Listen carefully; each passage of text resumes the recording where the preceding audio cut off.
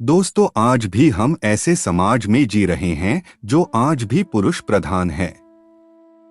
आज भी जब लड़की का जन्म होता है तो अधिकतर घरों में मायूसी छा जाती है। और मित्रों, यह और कुछ नहीं बल्कि हम मनुष्यों की अज्ञानता है।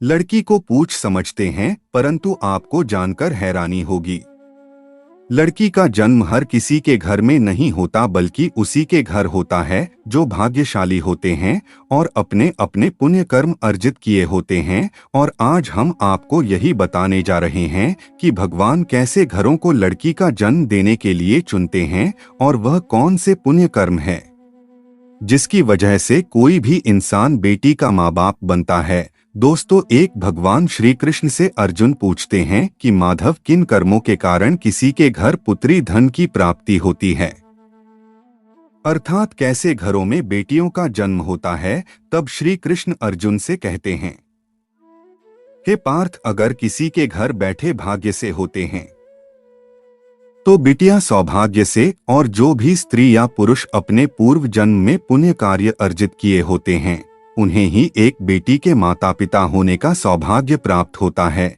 बेटियों को जन्म के लिए उन्हीं घरों को चुना जाता है जो बेटियों का भार सहन कर सके, क्योंकि तीनों लोकों में स्त्री अर्थात बेटियां ही ऐसी होती है जिसका भार हर कोई सहन नहीं कर सकता।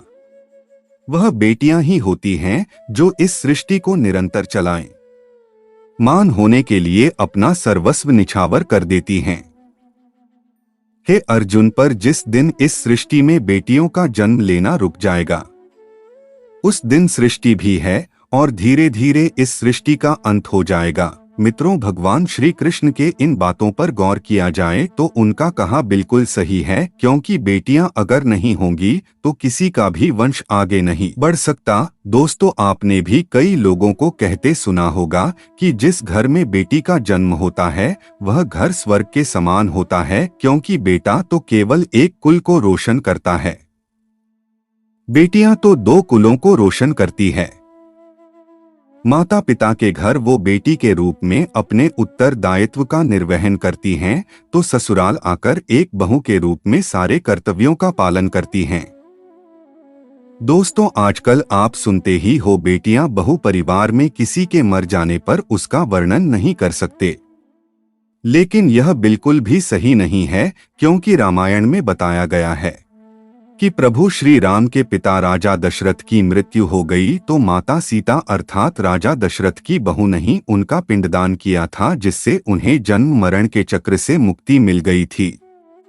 इतना ही नहीं, हिंदू धर्म शास्त्रों में बताया गया है कि बेटियां भी अपने पिता के नाम का पिंडदान कर सकती हैं।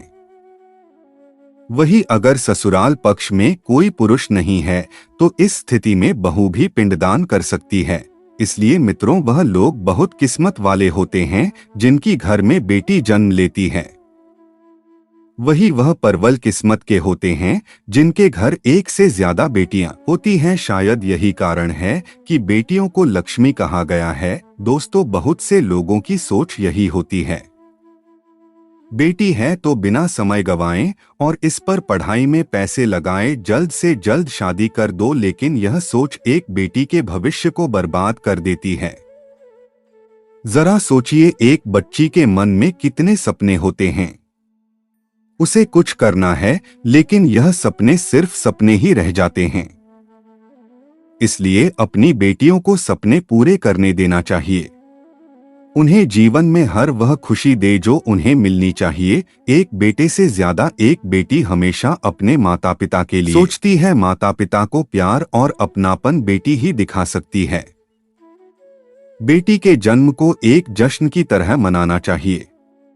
माता पिता को बेटी को हमेशा एहसास दिलाना चाहिए कितने खास है बेटी है। मित्रों, बेटी कभी भी बाप पर बोझ नहीं होती, वह सिर्फ अपनी और अपने परिवार की किस्मत बनाने के लिए जन्म लेती है।